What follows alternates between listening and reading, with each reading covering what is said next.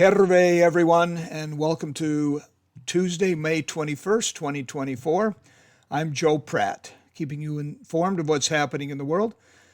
Happy birthday to those of you born on this date. You share a birthday with Fats Waller, Harold Robbins, Raymond Burr, Andrei Sakharov, Al Franken, and Mr. T. After the death of Iran's president a couple days ago, the vice president, Mohammad Mokhber, will fill in as president until a special election will be held in 50 days to select a new president.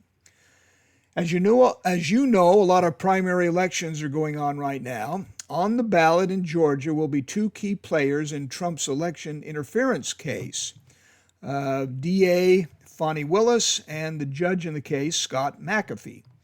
They are both running for re-election, so the voters will effectively decide if they stay on this case or not. If they are not re-elected, they will stay in office until the end of the year. In the Trump trial, the defense rests, the prosecution rests, and Trump will not testify in the trial. Parties are filing and arguing motions at this point. Summations will be scheduled for next Tuesday. A boy competing in a girls' high school track meet was booed when he won the 200-meter event. Aiden Gallagher won the Oregon Girls 6A 200-meter championship by 0.2 of a second and faced boos from the crowd. The phrase, "sugar feeds cancer cells," has been getting some press these days, and evidence supports it. However, most researchers didn't know how sugar fed cancer until now. A study was published in the journal Cell just last month, and it uncovered a process the body goes through in breaking down sugar. The body releases a chemical to break down sugar, and at the same time, the chemical diminishes a gene expression that prevents tumors. A device has been developed that takes water out of the air and condenses it into a tank where it can be used as drinking water. The device was developed by SkySource Skywater Alliance, and it won first prize in the Water Abundance X Prize competition. There were 3 requirements for the competition. First, the technology had to run on 100% clean energy. Second, it had to extract at least 2,000 liters of water every day. And 3, it had to cost less than 2 cents per liter of water.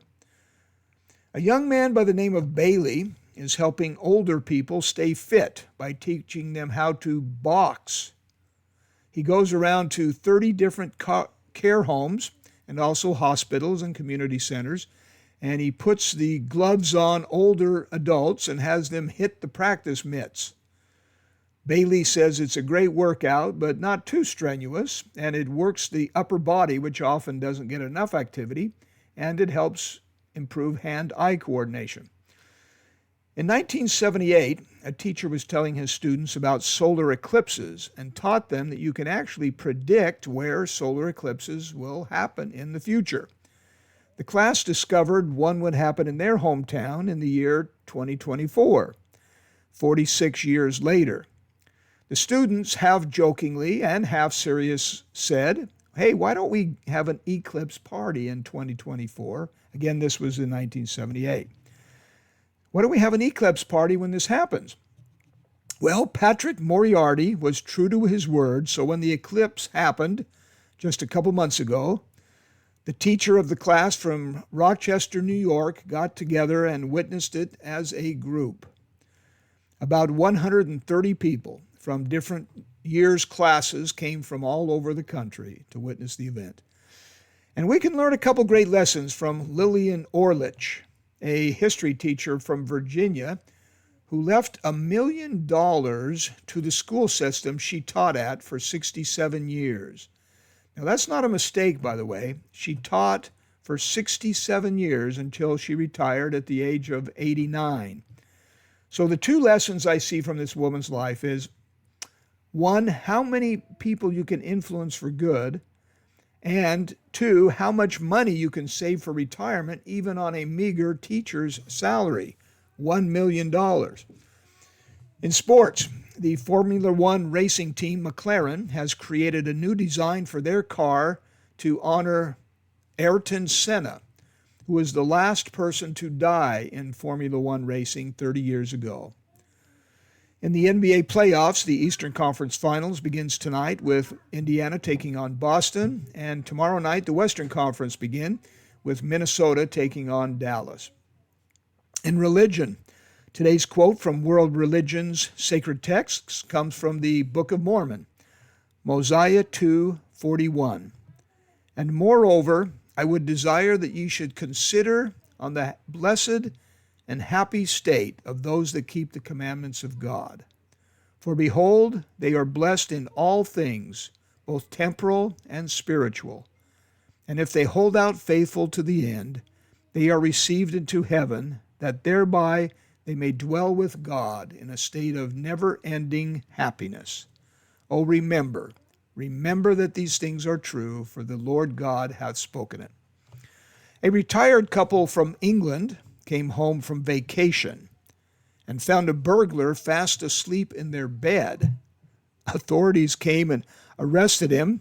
The court, I think, went pretty easy on him. 2 years probation and a $200 fine. One reason was because he actually had tidied up the home a little bit. The homeowners said they left the home in a not too tidy environment, but found the burglar had tidied up and bought some groceries. He washed his clothes while he was there. He did burn an old saucepan, though, which the owner said, oh well, that happens. This story seems vaguely familiar. Something about Goldilocks. Joe Pratt. Make it a great day.